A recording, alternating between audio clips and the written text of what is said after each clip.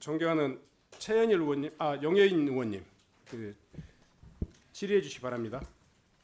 네, 조지호 청장에게 묻겠습니다. 국회를 병력으로 봉쇄하고 국회의원들의 출입을 금지해서 국회 건능을 불가능하게 한 것은 형법 87조 내란의 죄이고 91조 국헌문란에 해당합니다. 저는 입법권자로서 그렇게 해석하는데요. 조지호 청장님 동의하십니까? 예, 아니오로 답변해 주세요. 네, 거기에 대해서는 동의하지 않습니다. 동의하지 않으신다고요? 네. 근데 그거는 사법적인 법에 판단이 그렇게 나와 있습니다. 그게 사법적인 판단이 판단 제가 대법원 영역입니다. 판례도 말씀드릴게요. 대법원 96도 3376 국회의사당 점거 폐쇄 등 일련의 행위는 강압에 의하여 헌법기관의 권한을 침해하거나 배제함으로써 권능 행사를 사실상 불가능하게 한 것이므로 국헌문란에 해당한다라는 전원합의체 판결 12.12 군사반란입니다. 국회를 병력으로 봉쇄하고 국회의원들 출입을 금지해서 국회 권능 행사를 불가능하게 한 바 내란죄이고 국헌문란죄이다. 대법원 판결입니다. 다시 묻겠습니다.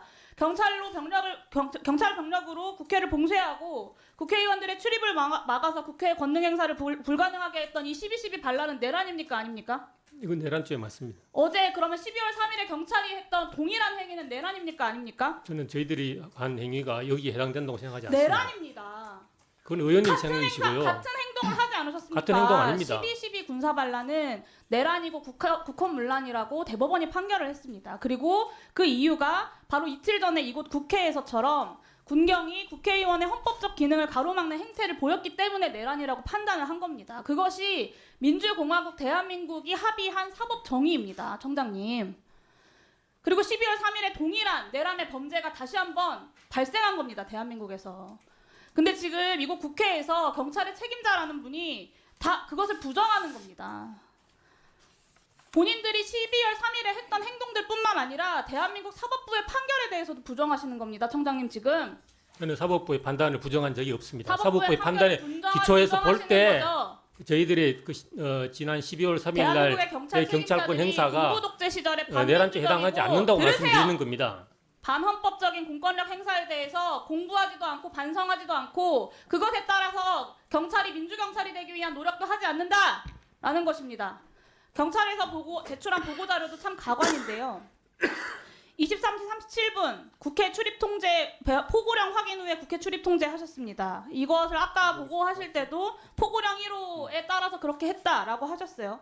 대한민국 경찰이 따라야 하는 것이 헌법과 법률입니까? 아니면 권력자의 지시사항입니까? 당연히 헌법과 법률입니다. 그렇죠. 근데 12월 3일 밤에 윤석열 대통령이 계엄령 선포하고 나서 계엄법 살펴보셨습니까? 예. 계엄법 어디에도 국회의 정치활동을 금지할 수 있다고 나오지 않습니다. 필요한 때에는 집회 결사 또는 단체 행동에 대하여 특별한 조치를 할 수 있다고 해놨습니다. 도대체 그날 군사상에 무슨 필요가 있었길래 정치적 활동 자체도 제약하고 정치적 결사, 집회, 시위를 제한합니까? 무엇이 필요하다고 하는지 계엄사로부터 들은 이유 있으십니까? 설명 들으셨습니까?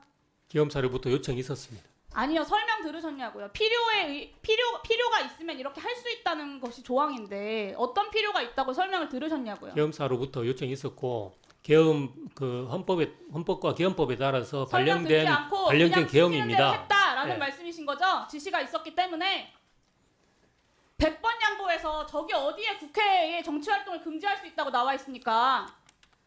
그 포고령은 위헌이고 위법한 거예요. 그리고 위법하고 위헌적인 지시를 따른 부하 직원에 대해서도 대법원에서 위법성이 조각되지 않는다라는 판결을 이미 여러 차례 했습니다.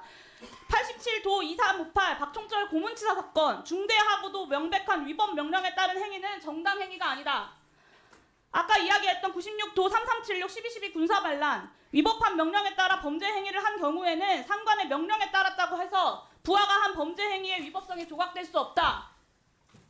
이 포고령 자체가 위법하고 위헌하다는 것이고 그것에 따라서 지침을 이행했다라고 말씀하시는 경찰청장의 지난 12월 3일의 행태가 위법하지 않다고 말할 수 없다는 거예요. 마지막으로 묻겠습니다. 조지호 청장은 헌법과 법률을 위반한 것이고요. 12.12 군사반란의 가담자들이랑 똑같이 위반한 것입니다. 12월 3일 밤 왜 국회를 막아야 했습니까, 경찰이? 그건 조금 전에 제가 말씀드린 그대로입니다. 지시가 있었기 때문에 그랬다. 이유는 모르겠다. 계엄 상황에서 계엄 사령관의 요청이 있었고 그러니까요. 요청이 네. 있고 지시가 있어서 그냥 그것을 수행했다라는 것이잖아요. 그것이 그 수많은 국민들이 생중계로 그날 현장을 다 봤습니다. 비상계엄 해제 의결 못하게 하려고 한 거 국민들이 다 알고 있습니다. 국회가 비상계엄 해제 의결하기 전까지 경찰은 국회 출입통제 풀지 않았어요.